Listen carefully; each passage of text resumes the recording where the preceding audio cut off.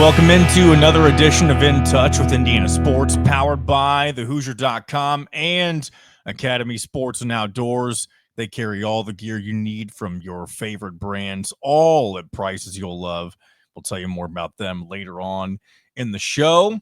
Another great week of college football. Indiana Hoosiers are 3-0 heading into what is undoubtedly their biggest matchup so far this season. And really big when you think about just the overall scope of how things could go for the remainder of the year.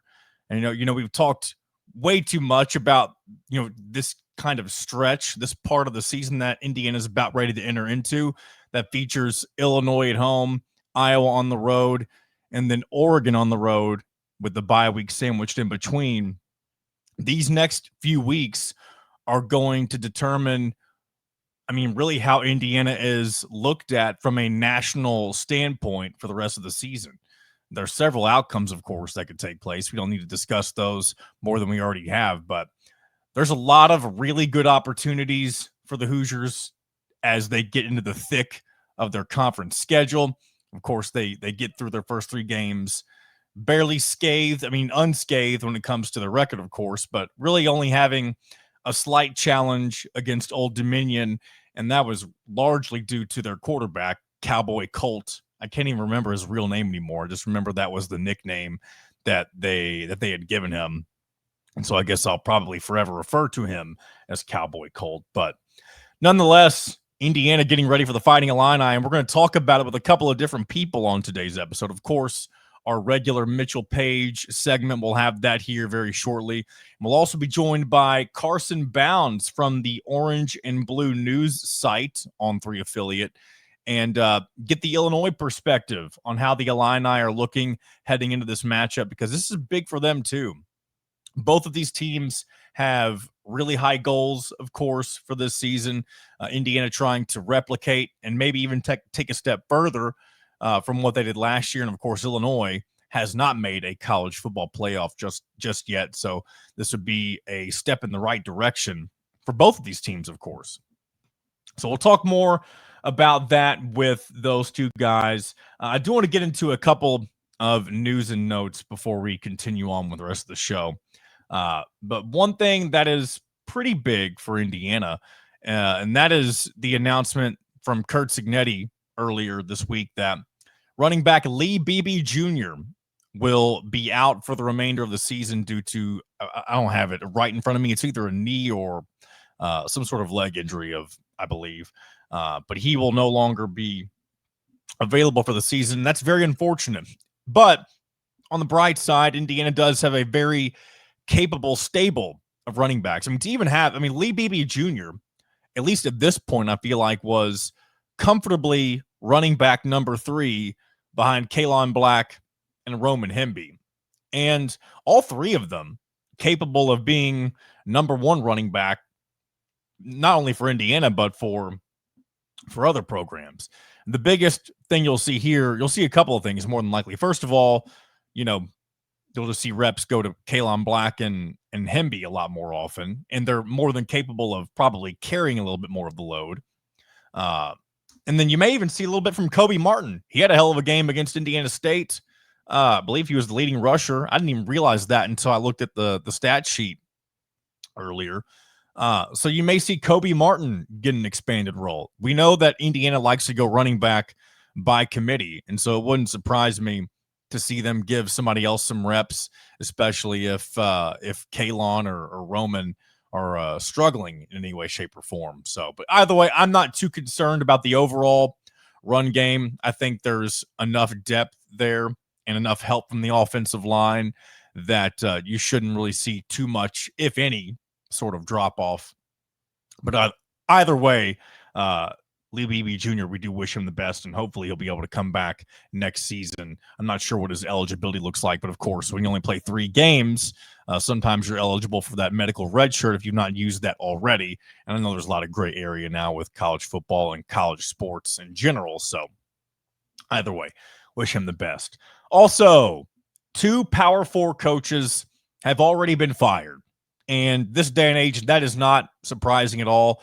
One of them, our beloved Deshaun Foster.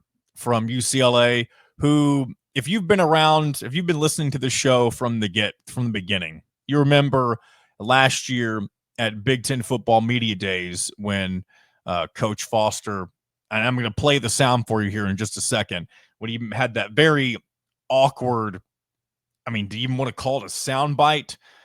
From that moment, I knew that he wasn't going to work out with UCLA. I don't care that he was an alum, played for him, whatever. You can't have that type of presence at any program. I was going to say any Power 4 program, but any program in general, if that's going to be, and I know public speaking isn't for everyone. I certainly, even though some people would consider what I do right here as public speaking, I don't see it as that. I would not like to get in front of a podium and talk to people while they're all staring back at me. But there's also ways to prepare for it so you don't drown the way that Deshaun Foster did. And the moment that he said, "What I'm about to play for you," I knew that it was already the beginning of the end. And then he couldn't even get halfway through his second season. It was that bad. But this is what happened on Big Ten Media Days last year whenever he introduced himself to the crowd. I'm sure you guys don't know too much about UCLA, but our football program, but we're in LA.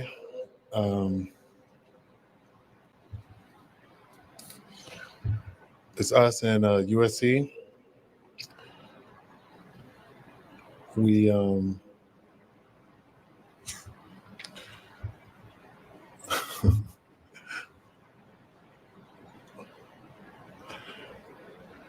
I'm just basically excited, really. That's it. Any questions?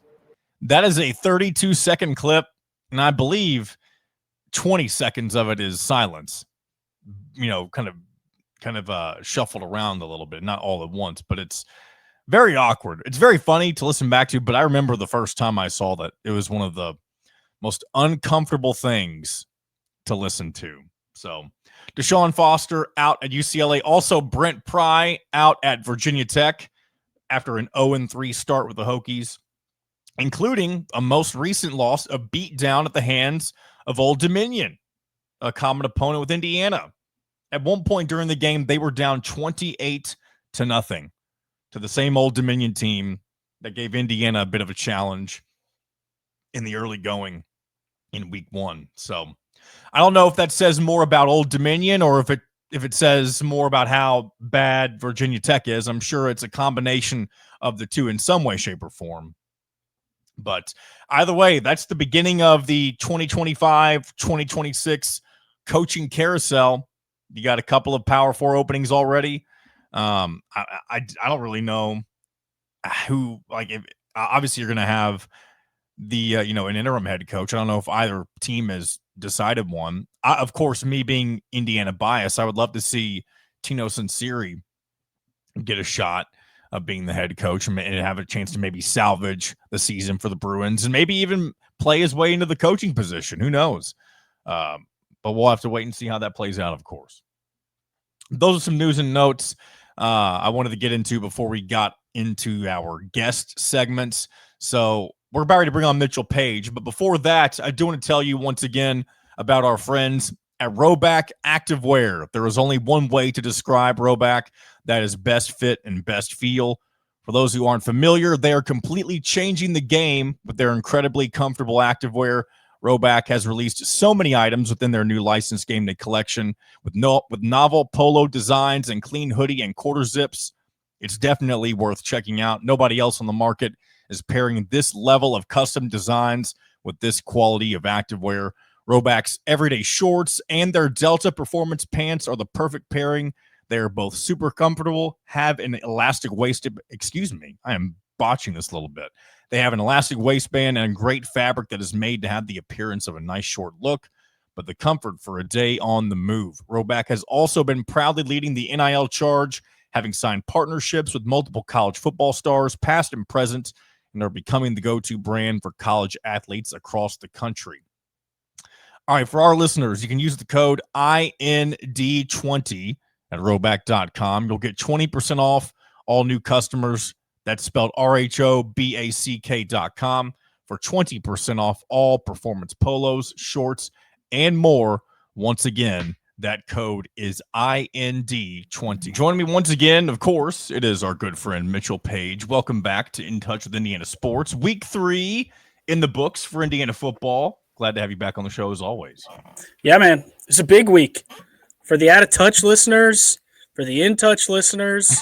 The Out of Touch listeners are starving. They haven't had content in maybe 7 or 8 months. It's been a long time, but we had a meeting that's been a long time coming this week. That's right. Myself and Mitchell. First of all, I finally made it up to a game at Memorial Stadium featuring Curt Cignetti as the head coach. I somehow did not make it up one time last year during what was a season that I don't want to say can't be replicated, because maybe it can, but it was the first of its kind. And I didn't make it up last year. Made it up to the Friday night game with my wife and met good friend Mitchell for the first time. So we both had a great, enjoyable, fun experience at the game, I feel like. Yeah, big embrace, just as you would imagine it. It's like seeing an old friend, even though we had never met. It was awesome. It was great. Got to meet your sister as well. We got to take in some chill Friday. It felt like it was a very full stadium, given that, I mean, it wasn't 100% full stadium, but it was a lot fuller than both you and I imagined it would have been. And it was still, at the same time, it was a very relaxed kind of, like, you knew Indiana was playing an FCS opponent. You knew they were going to beat them. I mean, maybe not 73-0, but you knew it was going to be a beatdown similar to last year's game against Western Illinois. And it was overall just a fun Friday night in Bloomington.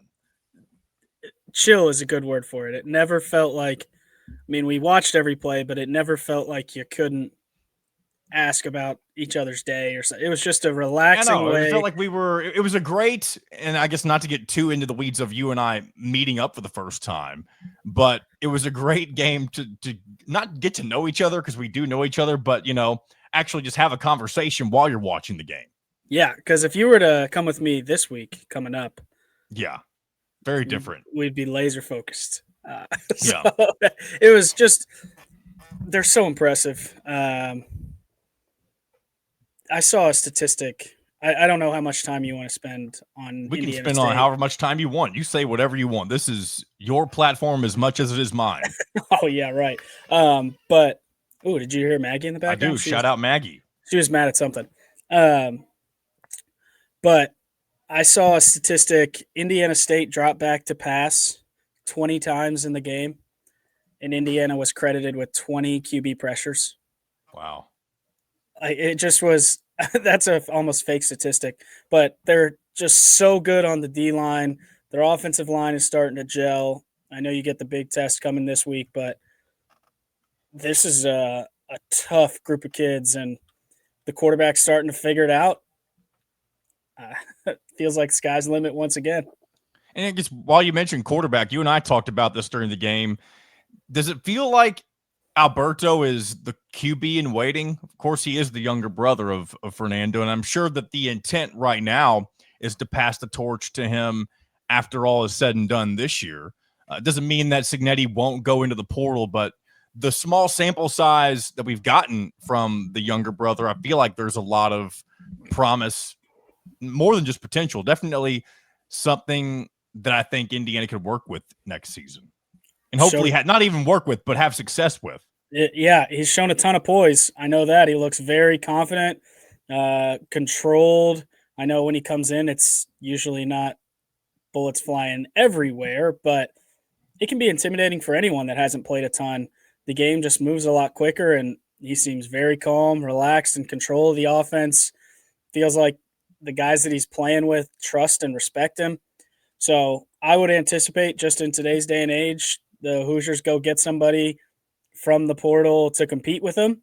Mm-hmm. But it won't be oh man, we better go find a quarterback or we're in trouble. It'll be more of a spot filler and focusing on other pieces, if I had to guess. Now, we'll see how the season goes, and what they see in practice will give us a good indication when they start recruiting how much time they're spending on quarterback. But yeah, I've been extremely impressed with the Mendoza brothers, and I hope there's a third one somewhere around there. Another thing that I didn't see this stat flying around, and I wasn't really much on social media during the game or even after the game, just because we were there and driving home as well, 2.5 hour drive, that sort of thing. But Omar Cooper had 4 receiving touchdowns. Does that tie a single game record that was, I guess, not once was held, but still is held by James Hardy, if I'm not mistaken? That's what I saw as well. Did not even notice that was happening. We were watching it happen in front of our eyes, and the offense feels so multiple. Usually you have a game like that, and it really stands out. It was very quiet, 4 touchdowns and 200 yards. And I hope when you hear me say quiet, you don't think like it wasn't impressive. I would say it's the opposite, that's just kind of what happens. That's a natural. We got guys at receiver that can just go off, and it isn't going to feel like, wow, this is the greatest game this guy's ever had, because it just is the way that he handles his business. 200 yards and 4 touchdowns against anybody in college is impressive. So, yeah, I'm going to say this probably 100 times. Feels like the sky's the limit. They've got talent all over the place.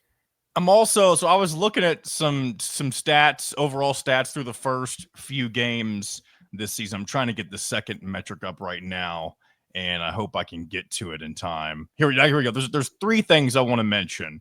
And the first one I've already got pulled up, so I'll mention that. Jonathan Brady leads the country in punt return yards. Would you have assumed that would have been the case, or at least been close to it? Yeah. The 91 yards helps, but I've been really impressed. I think there's a couple times that he could maybe run up and try to catch it on some of the shorter punts, save a first down or 2.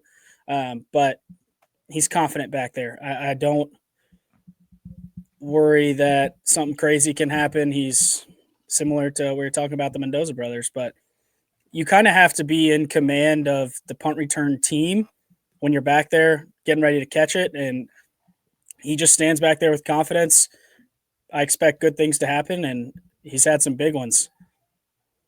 2 other stats that stand out so far through the first 3 games. Indiana, number 3 in the country in rushing yards per game with, 307.7, behind only BYU and Navy. And BYU's played 1 less game than Indiana. And, of course, we all know the level of competition that Indiana's faced. And then you also look at total yards per game. They're also number 3 in that stat, behind only Texas Tech and USC. So, again, small sample size. Also, like I just mentioned, you're not playing the toughest of opponents, but it definitely feels like you're on track to be where you want to be, at least offensively. And the claim that at least I made, I don't know if necessarily you said this, Mitchell, after the first week, but this is definitely looking like a very run-heavy Indiana team. I believe they've gone over 300 yards in every single game. I know the average is that, and I think that's probably why it ends up checking out to be that way. But impressive nonetheless, I feel like. Absolutely. There's also a part of it. It goes back to everybody was all upset about Old Dominion and how he looked.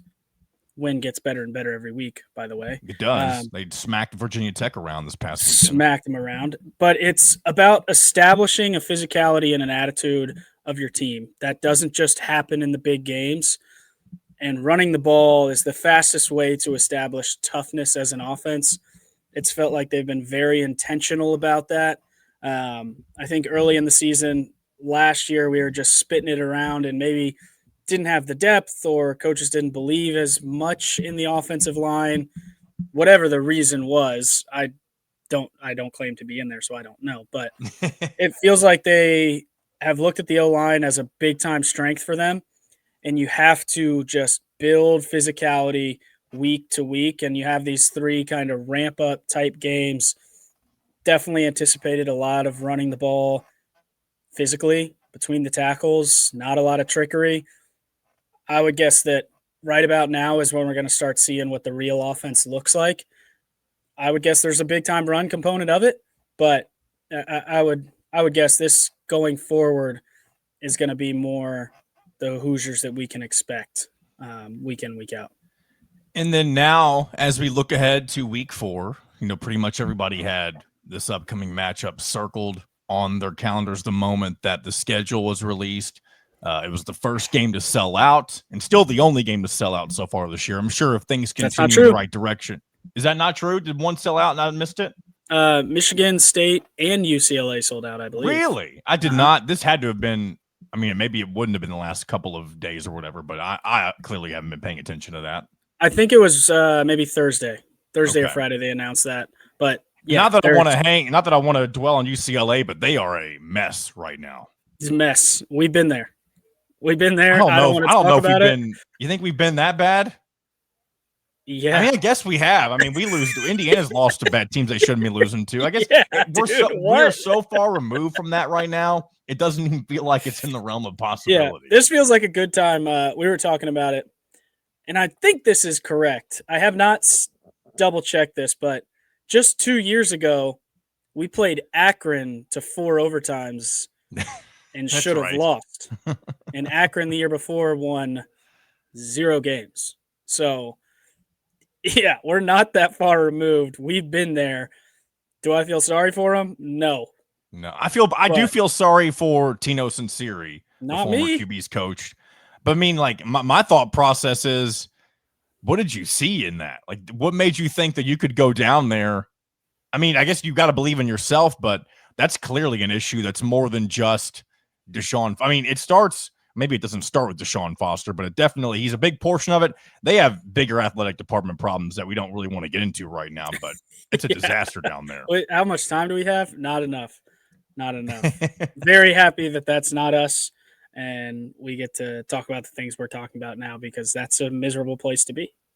Yeah, so anyway, I guess back to my initial train of thought. This was the first game that sold out this year, Indiana, Illinois. Of course, you'll be there. I unfortunately will not. I'll be watching more than likely, though, with an Illinois fan friend of mine, so we'll see how that goes.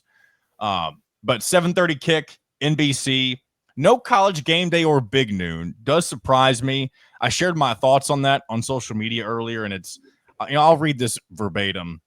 And someone responded to me basically saying I was whining, but you know what? If I am, this can still be a true statement, whether I'm whining or not. But I put in quotations that this would be the conversation that the executives at ESPN are having when deciding where College Game Day is going to go. I said, we can't prop up Indiana versus Illinois because that will just increase their chances in making the playoff and stealing a bid from one of our precious SEC affiliates. Because they're going to Miami versus Florida, a 1-2 Florida team where their quarterback just threw 5 interceptions against LSU. And the Miami team they're facing is pretty good. They destroyed USF over this past weekend, and that was a USF team that was looking very promising to start the season. So, good Miami team, but not a very good Florida team, I would imagine. Yeah, I was hopeful, as I always am, that they were coming. It's the best game of the weekend. And maybe we're biased, but I think there's a good number of people that aren't Indiana or Illinois fans that would say that this is the best game of the weekend. There was one other. Utah and Texas Tech. That's where Big Noon is going. Okay, so with Big Noon there, usually they don't double up unless it's a 1-2 type game. Yeah, I would have anticipated it being in Bloomington. Would have been a lot of fun. It makes it so I can get to Bloomington at noon instead of 8:30 and be there all day. So that's kind of nice. But is what it is. We'll have some big ones later in the year. I would guess that's probably the last chance that we have for them to come to Bloomington. So that does stink. May get a game day for if we win Saturday for one of Oregon or Penn State. Yeah. But obviously those are on the road. But yeah, because what else do you got? Michigan State at home. They're off to an undefeated start, but again, like most teams haven't. I mean, they did beat a Boston College team in overtime, which I don't know how good Boston College is going to be, but a Power 4 win nonetheless. Yeah,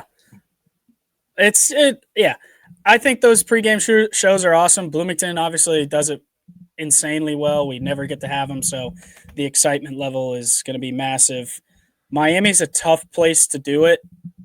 I mean, they didn't sell out their game against South Florida. We've talked about this before, but I'm a huge Miami fan as well. That's what I grew up loving.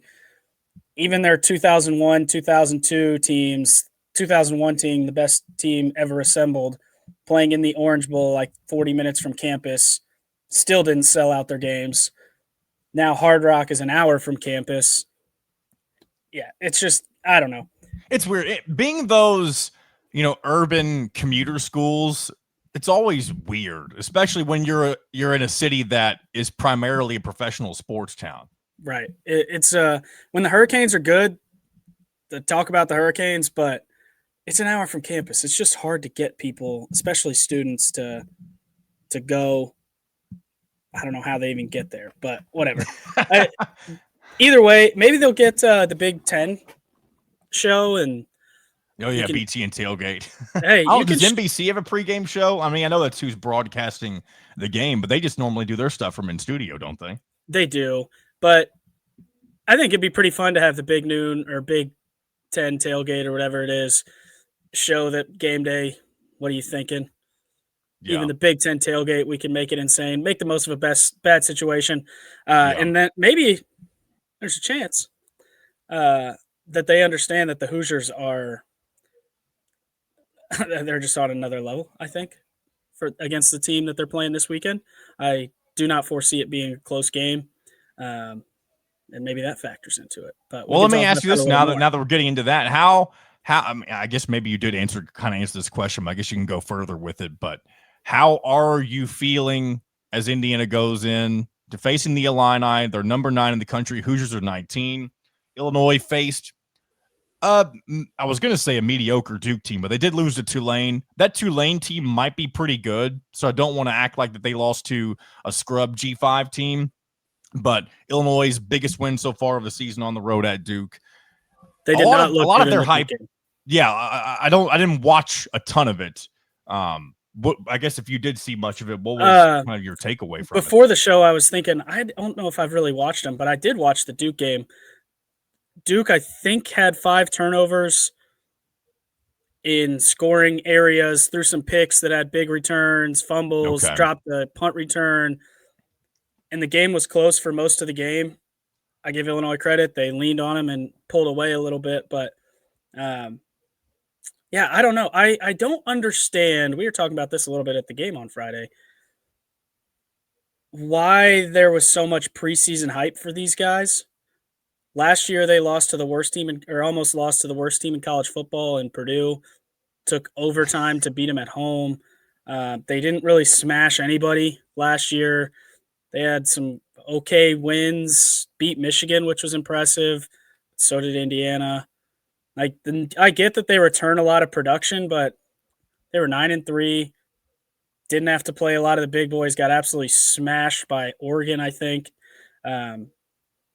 Yeah, I don't know. It feels like every year one of these teams is always, and it doesn't always come from the Big Ten, but there's always a team that's propped up and hailed as this unbelievable talent, all this returning whatever, and then, what. Well, what I didn't understand is I can get the Illinois hype, but when you throw that against the Indiana disrespect, when Indiana's already done what Illinois hasn't, which is win 11 games and go to the college football playoff, yeah, there are a little bit of differences in terms of production that you bring back. I know the biggest thing that Illinois touts is having all 5 O-line starters back and their quarterback, and along with several defensive pieces, I believe. Indiana has a good majority of their line back, pretty much not their entire receiving core, but everybody that was a big part. Of course, Omar Cooper and Elijah Surratt, who I'm talking about primarily. And they've had to replace some production at running back. But look, we just talked about those stats earlier. They're, as of right now, number 3 in the country in rushing yards per game. And that, again, goes along with the O-line and the running backs doing exactly what they're supposed to be doing. And then you replace Curtis Rourke with Fernando Mendoza, who's yet to throw an interception this year. He looks very calm and poised in the pocket. I think early on in the preseason hype, when all that stuff's going around, most of the big talking heads just assume that there's no way that Indiana can sustain what they did last year because they credited everything to the quote-unquote easy schedule that Indiana had last year. And so they're like, they have to take a step back. There's no way that Indiana is going to be this new power in the Big Ten or in college football that Cignetti said they're going to be. And so they started propping up Illinois very early as the new Indiana. Like they act like Indiana was just this one-time story that every year a different program has to take on the personality of like the fun new team that might make the playoff. Why can't it be Indiana again? And maybe we're just buying into the hype a little early based on what we've seen. But Mitchell, I feel like you would agree with me when I say this. The way that the season's gone through 3 weeks is eerily similar to how the first 3 weeks went for Indiana last year. Yeah, except I think they beat better teams this year. Old Dominion's a real team that's going to beat a lot of people. Western Illinois, when they played last year, I don't know how their season went last year, but up into that game, they hadn't won more than a game in like 4 years. So that's a bad team. Indiana State was 2-0, so they've beat 2 people. They're not the worst team in FCS.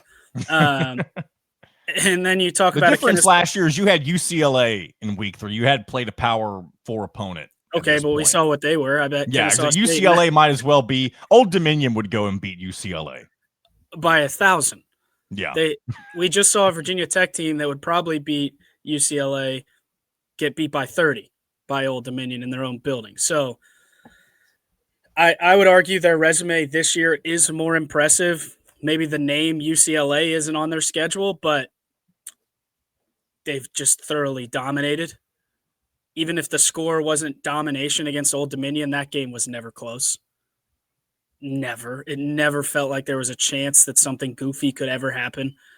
I think we lost some guys on offense to graduation and just replaced them with guys that are better, as experienced, played in big situations.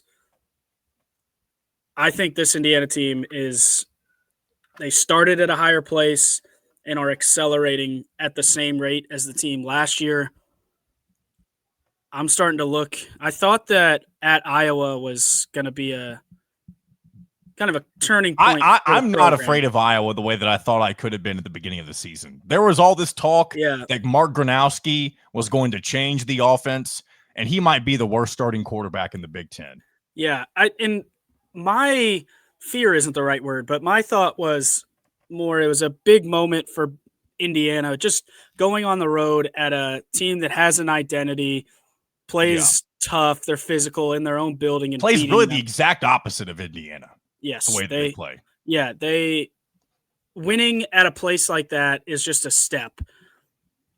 And I'm not quite ready to do it yet, but I'm starting to feel like that's not a big enough step. I'm starting to look at the Oregons and the Penn States as where it doesn't. And we'll cross that bridge when we get there. And I as the season slowly progresses, I am starting to think more along the lines in which you're talking about when Indiana does get to that point. I mean, I don't want to get too far ahead of ourselves right now, but if you do get to that, you have the Iowa game.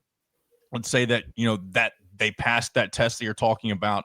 You get a bye week before you have to travel all the way out west, which I think, again, some people will say the schedule sets up well for Indiana. That is a very nice thing that a lot of teams don't have the luxury of, having a bye week before you travel that far west only once. Because when you're one of the teams in this part of the United States of the Big Ten, you only have to make that West Coast road trip, I believe, once. Maybe some make it twice. I don't know. But to make that, with that being your only road trip, and you have a bye week in between games, again, it couldn't turn out better for Indiana potentially, if you're thinking about winning that game, of course. Yeah, I just mean more where I'm framing the season, framing the potential for Indiana in my own mind. Illinois is an exciting game, and this is probably would annoy Illinois people because Indiana 2 years ago had a kick to lose against Akron in 4 overtimes. But where we currently are, the production that we are just repeatedly showcasing, how physical we play, our defensive line's ability to get pressure on the quarterback. And Illinois I saw a statistic, Illinois allows a lot of QB pressure. Which is crazy. They're touting this offensive line. Yeah, they're 90th in protecting the quarterback. Indiana's ability to put pressure on the quarterback, I don't see. This isn't a measurement game for me. This is going to be a really fun environment because you have a team that's rating is way inflated, and you get to say, hey, we beat the number 8 team in the country or whatever they ranked in the AP poll today that who knows if they actually deserve. But it feels to me like this is a chance for Indiana to say to the national media, stop disrespecting us, go stomp Illinois, which I believe is what's going to happen. A curb stomping. I would guess 30. I'm feeling like a 45. Are you thinking Nebraska 56-7 along I'm those thinking lines? 47 or 45-17, something like that. That's what I woke up this morning with. I just think we're more physical, we're faster, we're better on defense. I would like to see us be a little better in the defensive backfield. I think the quarterback, Altmaier, or whatever his name is Mendoza-like. He's poised. He makes the right play. He doesn't do too many stupid things. But if they can't block him or block for him, who knows how that internal clock speeds up. I do not foresee this as a measurement game for Indiana. That's what I'm more thinking. Like, I feel like we've ascended past whatever this Illinois team is. I'm tired of seeing Indiana and Illinois in the same little, when they break down the Big Ten, these are the top echelon. And then right there is Illinois and then Indiana. I'm like, we're not the same. What aggravates me too, and this is more maybe just some unfortunate foreshadowing on my end. I feel like it's worse from the national perspective. And again, I'm not talking because I think from an internal perspective, it's better if you blow them out. But from a national perspective, I think if you beat Illinois' behind, the narrative becomes, oh, Illinois is really just not that good. If it's a close game and Indiana wins, and just to be clear, I don't want it to be a close game. But if it's a close game and Indiana wins, the narrative can be, oh, Indiana hung tough with a really good Illinois team and they came out on top and they're ready to take that next step forward. I think both things can be true. Does that make sense, the way I just laid all that out? Yeah, I think we get the narrative no matter what. So win by 40 is it just all we can do is beat the guys that are in front of us. We cannot control what the rankings are. Yeah. You can't control it. But if you just take teams to the woodshed, doesn't matter what anybody if you continually just stomp teams that have good wins. Old Dominion going to Virginia Tech. Duke isn't going to blow people away, but Illinois went to Duke and wins by a lot. The score was not indicative of the game, but the score is what it is. 8 weeks from now, people won't remember what the game was like. Yeah. Curb stomp these guys. And I think Illinois people on Twitter are very annoying as well. This is a fan base that aggravates me to no end. So I'm a little bit biased. I don't have a lot of respect for them in any capacity. So I'm probably the wrong person to ask. Well, we'll be talking with Carson Bounds from Orange and Blue News, and we'll get the real Illinois breakdown from their perspective and kind of hear what they have to say a little bit later. And maybe I'm sure he's going to be great. I'm sure he's going to be very. I'm sure he will. I'm talking about the Twitter grunge. This guy does not exist. Normal Illinois fans do not exist. I'm talking about the nitty gritty that I live in. Yeah. I would lowest of the low. I would guess 99.9% of your listeners, or really just normal humans, do not exist in the grunge. But just know, Illinois grunge and the Indiana grunge, we do not like each other one bit. Last thing I guess I'll say, and then we can wrap this thing up, we're getting close to 30 minutes, is that I think as long as the game is, if both teams play the way that they want to play, I think Indiana's personnel and style outmatch what Illinois wants to do. However, I do think there is a chance that if, a couple of freak silly plays happen early on that aren't in Indiana's favor, you could find this being a game that is a little more, too close for comfort, I should say. Let's just say like a play like what you have with Cowboy Colt from Old Dominion, where they score on the first drive and it's a 75-yard run, that sort of thing. I'm not predicting it to be that exact specific play, but something along those lines. Like maybe Fernando throws his first pick on the first play of the game and it goes back to the Illinois end zone, that sort of thing. That's the kind of stuff, if you can avoid the nonsense and give them any sort of hope that they really are the better team, I think Indiana runs the table and takes care of business the way that you're talking about. I agree. If Indiana handles their own business, Indiana is a better team, and Indiana will win. College football is what it is. You start throwing in some circus nonsense, anything can happen. Are they talented enough to beat Indiana? Definitely. At both teams' best, I don't think that these two teams belong on the same field. But we'll see on Saturday. I do want to, before we get off here. Yeah. I think I have a new number one for most impressed I've been from anything this college football season so far. Okay. I was on Saturday. I was just going to turn on Purdue. I was just interested in the new coach. Game is whatever, 100-hour delay. When they kicked off, that stadium was full. Did you see that? It was. I did see it. Purdue fans.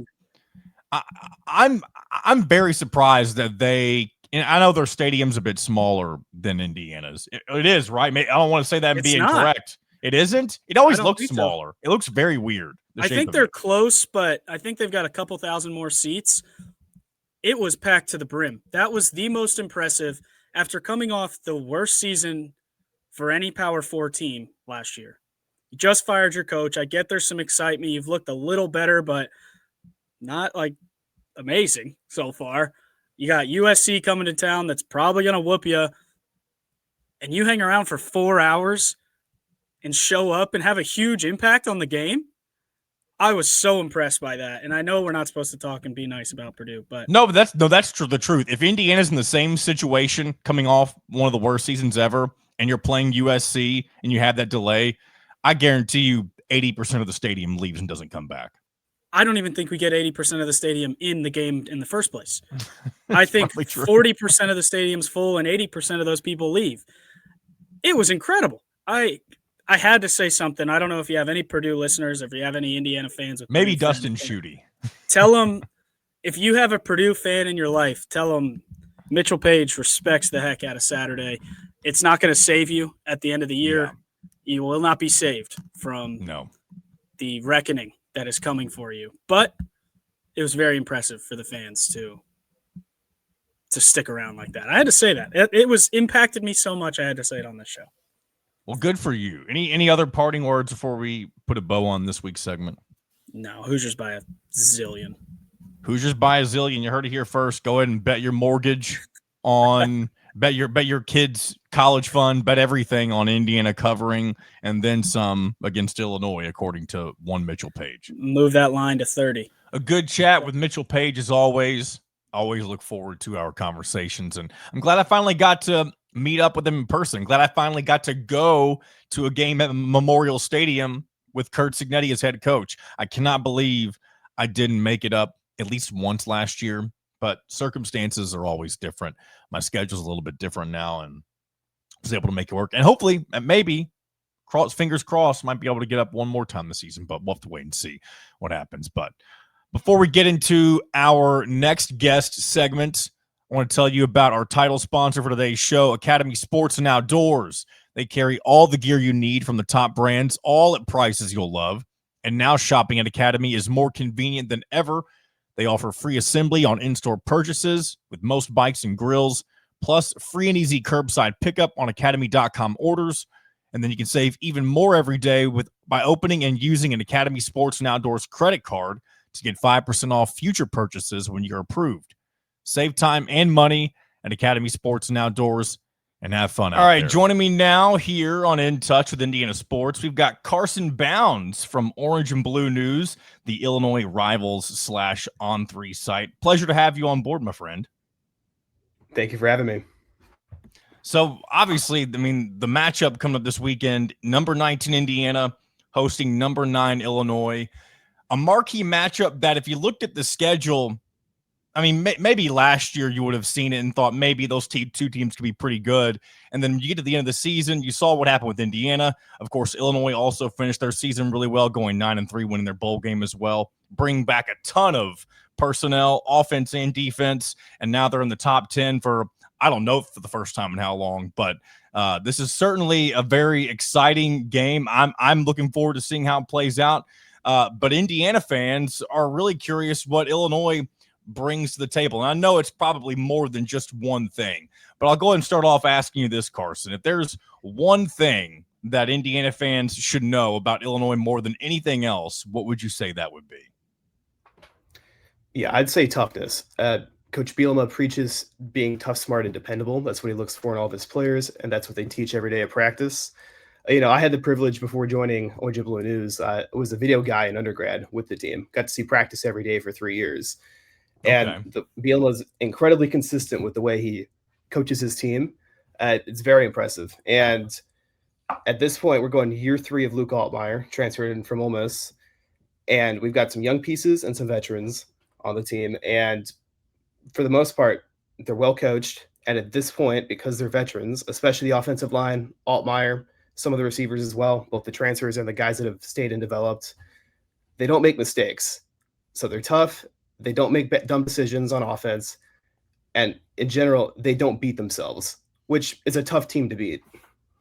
Yeah, so when I think of Brett Bielema, of course, I go back to the Wisconsin days, and me, of course, have been following Indiana my entire life. Indiana got beat up by a lot of those Brett Bielema coached Wisconsin teams, including one game in particular. I believe the final score was something like 83-20. It was absolutely bonkers.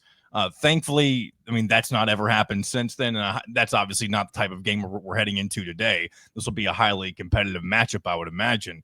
But through these first 3 games that Illinois played in, they had their FCS opponent in Western Illinois. They traveled to Duke, won on the road, and then they recently hosted Western Michigan.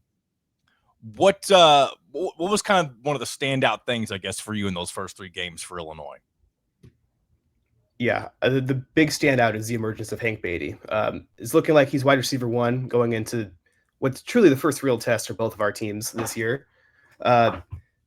Illinois graduated and sent to the draft 2 receivers last year in Zachary Franklin and Pat Bryant, who were highly productive. And they had to rebuild their receiver room this offseason. They brought in some transfers. They had some young guys who they kind of stashed and developed. Beatty especially, he'd played special teams for multiple years, but had never really got any significant targets as a receiver. So the big question was, will the line be able to move the ball in the air, or are they going to be a run control offense? And through 3 games thus far, Hank Beatty's had 200-yard receiving games. He had a 25-yard rushing touchdown against Duke, a punt return touchdown. He's affecting all the phases of the game thus far this year. I think he's 2nd or 3rd in the country right now in all-purpose yards. So the Illini showing that they still have a guy that can hurt you in the air is pivotal, because going into the season, we didn't know what the pass game was going to look like. One thing that I haven't necessarily heard a ton of people mention this, but I do have an Illinois friend of mine that I was talking with, and they said one of their biggest concerns, and not that they have a lot of concerns right now, but if there's anything that maybe worries them a little bit, it's the fact that the offensive line, even though you are returning a ton of starters, I mean, all 5 starters, I should mention, even though you're returning all those guys, there have been some moments where it feels like they're not necessarily living up to their full potential. Would you say that's a true statement? Yeah, I'd say it's a fair critique, especially left tackle J.C. Davis. He's a highly talented kid. He had some feedback last year, could have gone to the NFL draft, probably been a late-round pick, came back instead. There's a great story of Coach Bielema spending his Christmas Eve flying out to the West Coast to go visit him and his family to convince him to come back, and he did come back. He's dealing with plantar fasciitis right now. He had that in camp. He missed the final 2 weeks of camp, was able to go against Western Illinois, but he's likely still dealing with it. That's a lingering thing that doesn't go away. So, the left side of the line has struggled a little bit as he's getting back up to speed. And now he's a talented kid. So you get to the middle of the season, I think he'll be fine.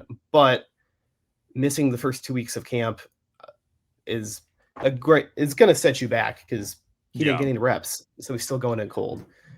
Looking at the defensive side of the ball, if I remember, I didn't watch the Illinois Duke game extremely closely, but I believe your all's defense turned over the Blue Devils quite a lot in that game. And I don't know what the exact turnover margin was, but what do you think Illinois does well that allows them to be, produce those turnovers? Yeah, it's interesting because the turnovers came from different phases of the game, right? The first turnover was a muffed punt that they just took advantage of and hopped on when the guy dropped it. They also had some big plays, secondary deep ball interceptions from Duke's quarterback, Darian Mensah. One thing that they can do, especially with both their secondary and their defensive line, is they rotate a lot of guys in. So they have guys late in the game that have fresh legs. One of the best highlights of that game was Tanner Heckel. He's a backup corner/safety, and he got in. Mensah threw a deep ball about 40 yards down, left side of the field on the hash, and he made an insanely athletic play to go up and grab it. It was a great throw. It's probably going straight to the receiver, and Heckel got up probably 10.5 feet in the air, high pointed it, came down with it. That was the fifth turnover of the day. You know, they have depth. They have depth in the defensive side of the ball, corners especially, and also their defensive line has some promising rotation with some young pieces as well. And then obviously Gabe Akis. It all starts up front on the D line. Akis is probably looking right now. He's going to be a day 1, day 2 guy in this year's draft, depending on who you ask. But he causes chaos. He wins against his matchups, and thus far throughout the season, he's good for handful of pressures. He's got about a sack a game right now on his averages, and he's just causing chaos. I was looking at some side-by-side stats earlier, and one or two things jumped out at me in particular. And first thing being, both Fernando Mendoza, Indiana's quarterback, and Luke Altmaier have thrown an almost identical amount of passing yards, 709 for Luke Altmaier and 708 for Fernando Mendoza. And then touchdowns almost the same as well. Fernando Mendoza's got 11, Altmaier's got 9. I'd say these are both two elite quarterbacks with two pretty good offensive lines. What do you think is kind of the difference between these? Maybe not necessarily the two quarterbacks, but what do you think from the Illinois perspective may give Illinois the edge? I'll ask you that. Yeah, I watched a surprising amount of Cal football last year, so I'm somewhat familiar with Mendoza. Okay. I'm a fan of his game. I like him a lot. He's kind of a gunslinger at times, especially he got into deeper into conference play last year. He's not afraid to make big throws, get the ball downfield. And Altmaier's the same way, but Luke's a little bit more of a dual threat. He'll run, but he's looking to, hit you in short yardage. Mendoza will throw the ball 30 yards downfield if a guy's open every time, pretty consistently. And so I think the difference there is time of pocket, right? Illinois, their defensive front wants to get push. They want to speed up Mendoza's processing and make him make quicker decisions. Thus far this year, Mendoza's been great against it, but he also hasn't necessarily faced a defensive front like Illinois. Yeah. No disrespect to FCS schools. Illinois also played some FCS teams. So both quarterbacks are kind of looking at a similar adjustment here where they're both about to play the best D-line they've seen thus far this year. So this Saturday, 7:30 p.m. kickoff. It's on NBC under the lights. It's going to be a tough environment, of course. And as we know, through not even a year and a half of the Curt Cignetti era at this point, I mean, he's built quite a good, he's only lost one regular season game, of course, being that to Ohio State on the road, hasn't lost a home game yet. What do you think it will be? What will Illinois be able to do to kind of settle in? What's something that they'll be able to kind of, rely on to kind of get calmed down, settle in, and not let the game, or the pressure of the game kind of get to him early on? Yeah, again, I think it goes back to Bielema. Coach Bielema is the type of coach, he gets his guys ready for big games. They won't be scared going into it. And they've been in similar environments before. The Reliant West Bowl 3 years ago, Citrus Bowl last year. They played in some big environments before. They've gotten some wins. They've also lost a few of them. They're not going to be afraid, but it's also going to be important to see how some of these young guys react. Like you mentioned, Hank Beatty, great receiver, but we've got a brand new receiver core. We've got some young running backs who are getting some major carries for the first time in their career. Caden Fagan only played 3 games last year as the primary back before going down with a season-ending injury. He's played 3 games thus far this year. It's been solid. He had 100 yards on Saturday against Western Michigan. But frankly, we don't know what they're going to look like. This is a true litmus test for both teams. And while I'll give Bielema the benefit of the doubt the same way I'd give Cignetti the benefit of the doubt if his team were going on the road to play a ranked team, we really don't know what it's going to look like, what makes this matchup so exciting.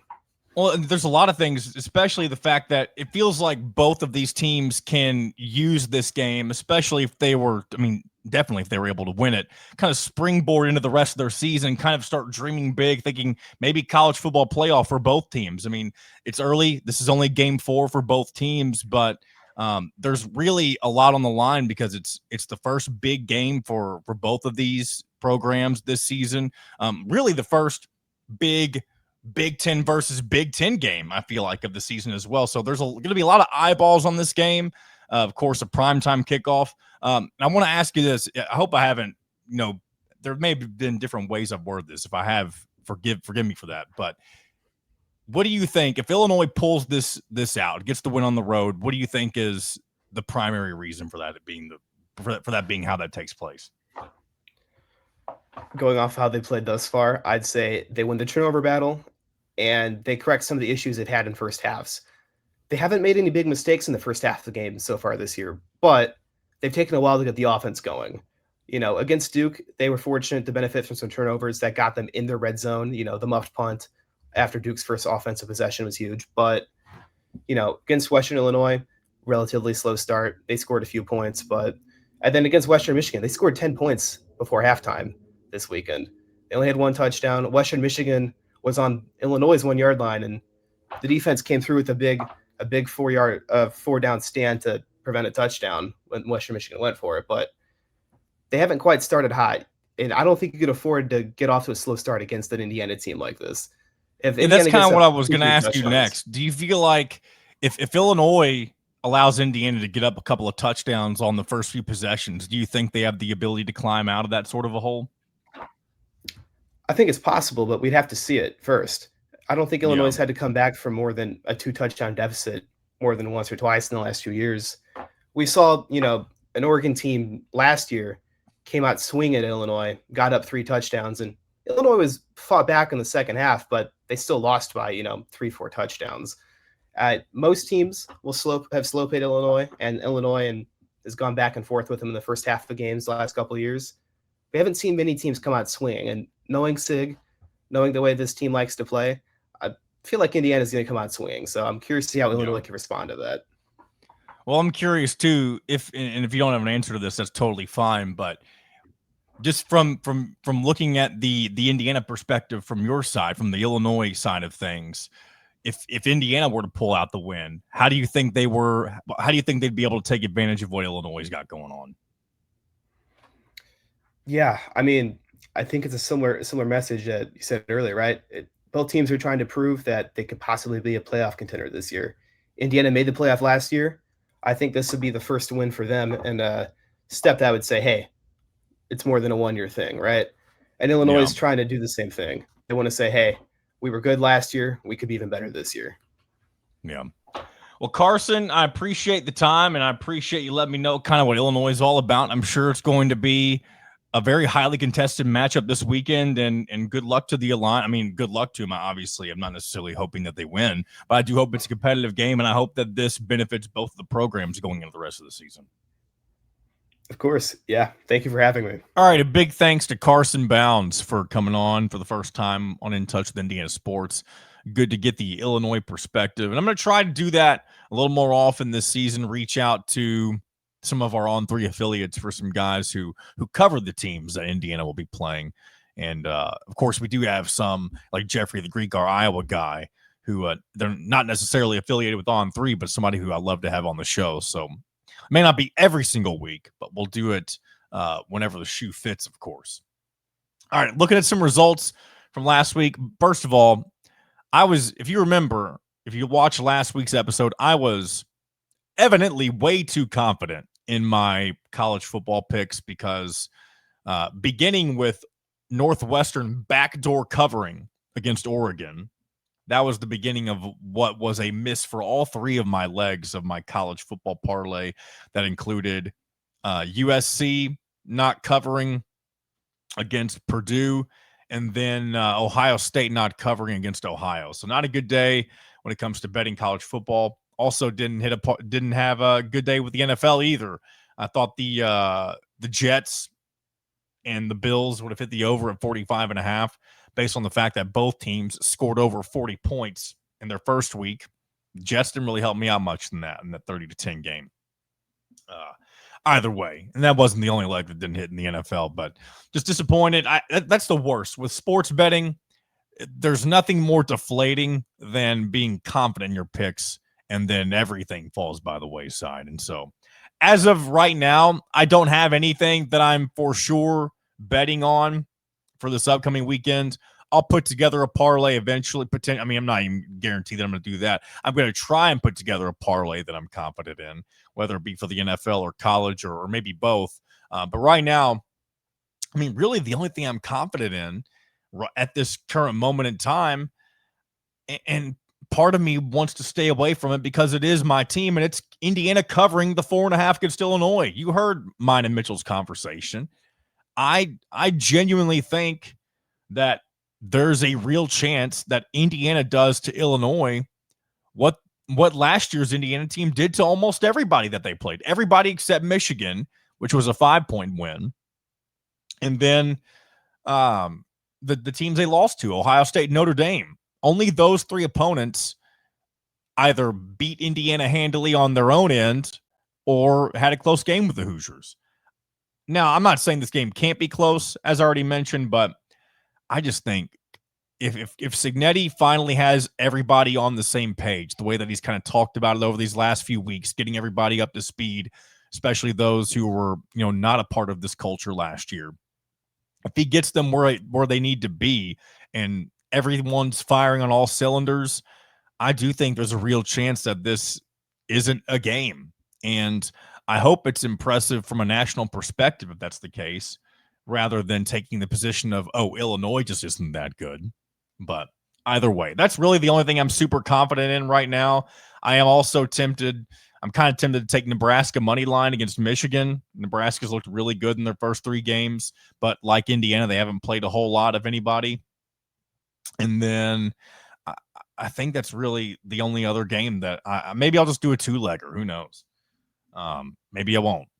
We'll have to wait and see. But not going to do a whole lot of previewing each of the games this week. I'm kind of short on time here as I'm recording late in the evening on a Monday.